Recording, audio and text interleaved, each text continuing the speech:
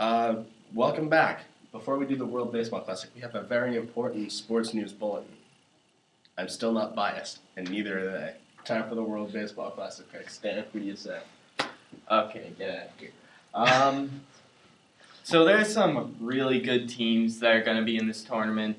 You've got the USA, who have a lot of talent on their team with Joe Mauer. They have R.A. Dickey, Jack.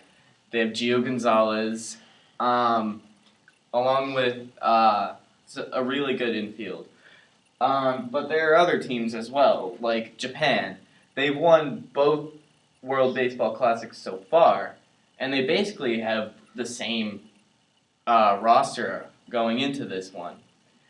Although none of them are in the MLB, that doesn't really tell you if they're good or not, whether or not they're in the MLB.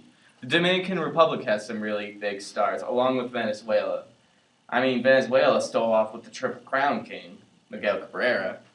And, there's a lot of teams loaded with talent. There's 45 former All-Stars competing in this thing.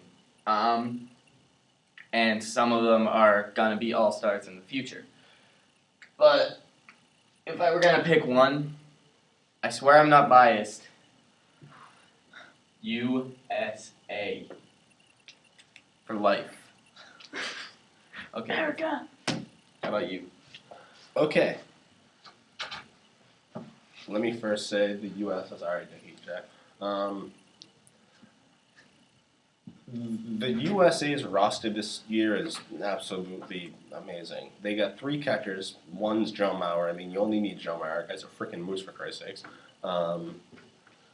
The pitching is amazing.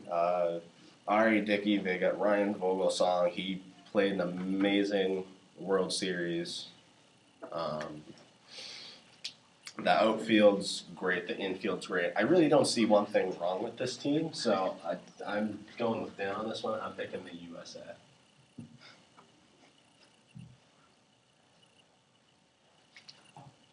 Jack, if you pick against R.A. Dickey, I swear to God, bad things are going to happen. I'm kidding. Go get him, Tiger. I think the USA is a great team. They've got all the players. They got the big names. But Japan's won the last 2 World Baseball Classics, and they got much of the other people returning from last year. So I'm gonna break the USA and put Japan.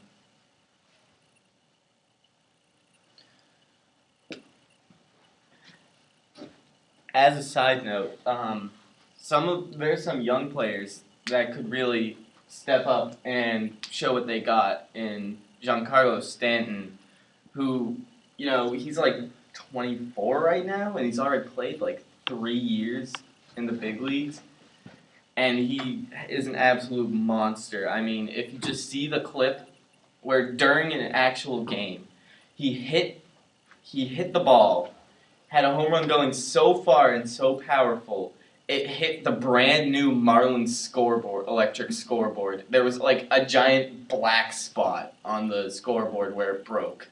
And when Kevin Millar asked him, "Are you going to pay for that?" he was like, "No, it's their fault for not putting it far enough away." He's 23. He's 23. Yeah. God, that guy's going to have a huge career. He's 23 and he's 6'5".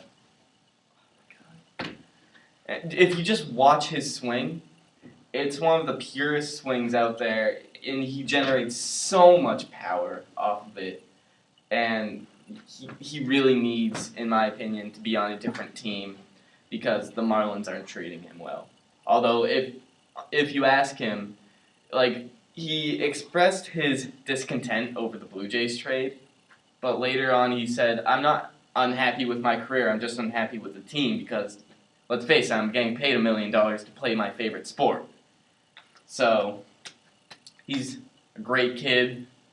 He's hilarious if you just watch clips of him on talk shows. And he's one of the best outfielders in the entire MLB, and he will get better, which is scary, honestly. Along with Mike Trout, who for some reason isn't in this. And Bryce Harper, those are some young guys that's scary to think what their careers are going to be in 10 years. So, I think that's it. All right, on to football.